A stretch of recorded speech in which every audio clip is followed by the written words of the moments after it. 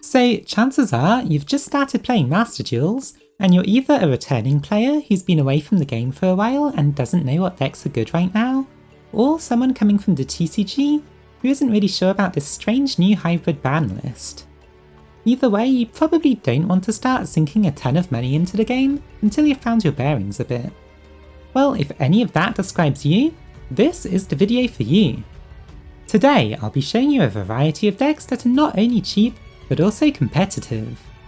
These decks won't require too many ultra rare cards to create, and the deck cores are usually available in a single secret pack, making them a lot easier to pull. They also have room for upgrades, so you'll be able to make the decks even better as you acquire resources more slowly later on. So, without any further ado, first let's start off with Lyrilusc. Right now in the TCG, they're a great deck, being one of the top meta picks. In this game the ban list is a bit different, so time will tell if they're still at the top or not, but I'll elaborate on that later. In Master Duels they're pretty budget if you build them pure, without the need for Tri-Brigades.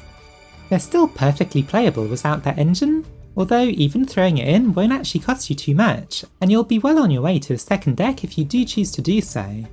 By running some Wing Beast extenders like Simorg or Slower Swallow, you can really cut the cost of this deck down a lot, since they're very low rarity, and Slower Swallow even comes in the same packs as the Lyriluscs. As you can see, their pack isn't pure Lyrilusc, it does share it with Lunalights, but those are a fairly fun deck that you'll be picking up along the way, and if you get Leo Dancer or Saber Dancer and you don't want to build Lunalights, you can just disassemble them and then use the ultra rare points you get to craft some staples. Otherwise this pack has pretty much everything you need, like Wing Requital, and then even some non-archetype birds like Slower Swallow. Utopic Draco Future is an ultra rare that you'll definitely need, but it's just a one-of, so you can just craft it with any Lunalights that you don't want to use. If you want to see this deck in action, I made a video about the TCG version which is almost identical. Go check that out if you're interested. So before I go and talk about another deck, I do want to mention Max C. If you're worried about it and you want to upgrade this deck a bit further, try crafting 3 crossout designators and at least 1 Max C of your own. That will give you 5 cards, together with Called by the Grave, which can prevent you from being hand-trapped, so you'll stand more of a chance against non-budget players. You can also save up for 3 Harpy's Feather Storms. They are ultra rares, so they'll cost you quite a lot, but they can just win a game on their own, so they're a good stretch goal for the deck. Now, since I mentioned them earlier, Tri-Brigades are a surprisingly cheap deck, with Shirag being their only in-archetype ultra rare. You can probably get away with only using 2 of them while you save up. Now, while they don't have a pack just to themselves, the pack they do have is shared with Dogmatica, which is a really good pack. It has things like Nadir Servant and Ecclesia, so you'll be getting a lot of value out of this pack while you pull for them. Rescue Cat can raise the price of this deck a bit, being an ultra rare card that really helps them out, but it's in the same pack as Melfi's, which work quite well with them anyway. I decided to include them because whether or not you actually pull in the Melfi pack or not, it's still fairly easy to craft the Melfi cards you'll need. Both Catty and Puppy are very low rarity, and then you only really need 1 Melfi of the Forest.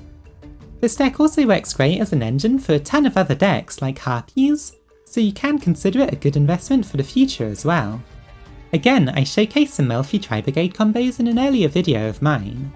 If you want to copy that version, you'll also want an IP Masquerena and a Nightmare Unicorn, and those are fairly expensive, but they're both very useful cards that you'll want in general, so it's a very safe investment. If you want to go for a full-on combo deck, Ignisters are actually pretty easy to build. Not only are they almost all in the same pack, but you also only really need 3 of their ultra rares. 2 Dark Templar and 1 Arrival Cybers.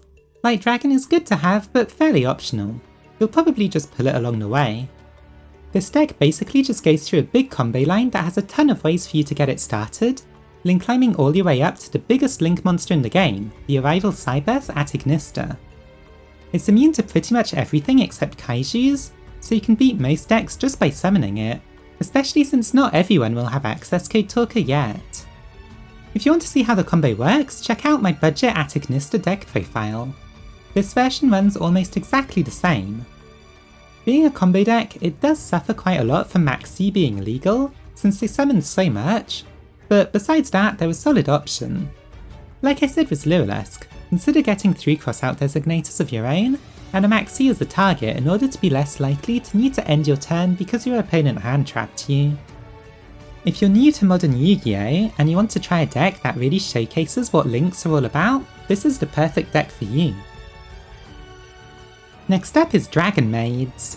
Dragonmaids are a strange one because pretty much all of their required ultra rares are in the extra deck. This means that while you're building it, you can probably get away with running only 1 or 2 copies of them, but eventually you'll want to go for more just so that extravagance is less risky.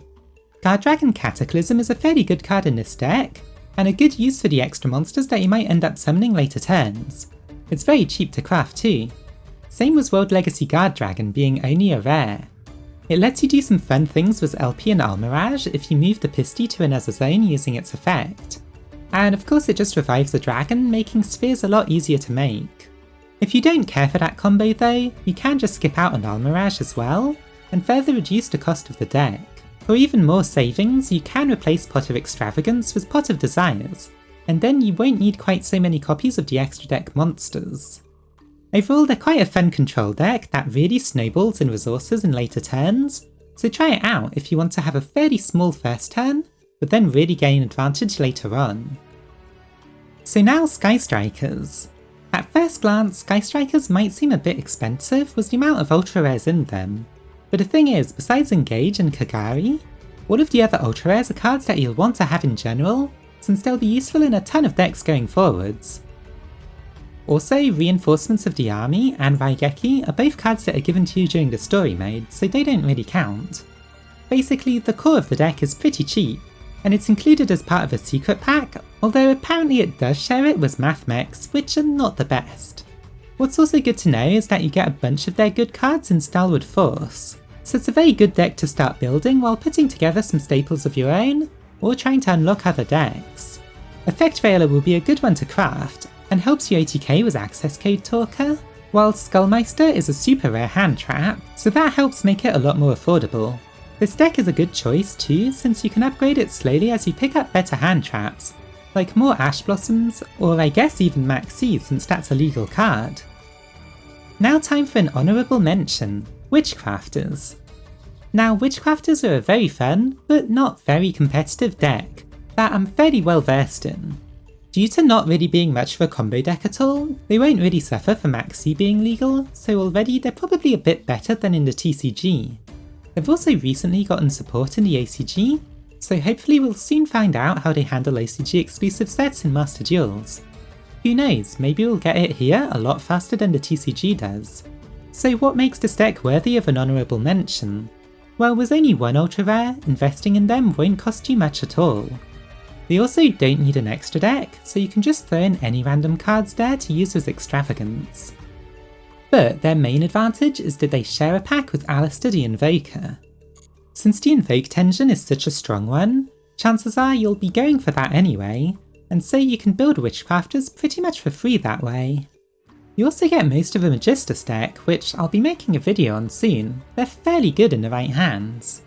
If you did want to build a bit of an extra deck for Witchcrafters, they share a lot of cards they need with Sky Strikers, so again, it's a good investment. Give them a try, they're pretty fun.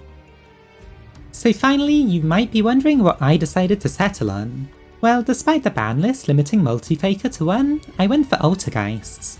They're a very resilient control deck that loves to loop its resources and stop your opponents in their tracks, either with negates or by repeatedly returning cards to their hand. Multifaker and Memory Gans are the only ultra rares that you need, and you only need 1 of each of them, so then you can focus on getting staple ultra rare cards like Infinite Impermanence or the Solemn cards. Those are just good investments in general anyway, so you're not really missing out on anything by going for this deck. What's also nice is that some good generic trap cards, like Compulsory Evacuation Device or Torrential Tribute, are all low rarity, so you can fill this deck out quite easily. Once you have, a lot of this deck's contents transfer over to other trap decks, so if you want to build something like Eldritch, Frogs or Trap Tricks, you'll be over half of the way there already. So those are some powerful budget decks that you can build with your free gems so far in Master Duels. If this video helped you out, don't forget to like it and subscribe to the channel. I'll soon be making a video about the best way to use your free resources like your gems, so make sure to stick around if you're interested in that. Thanks for watching!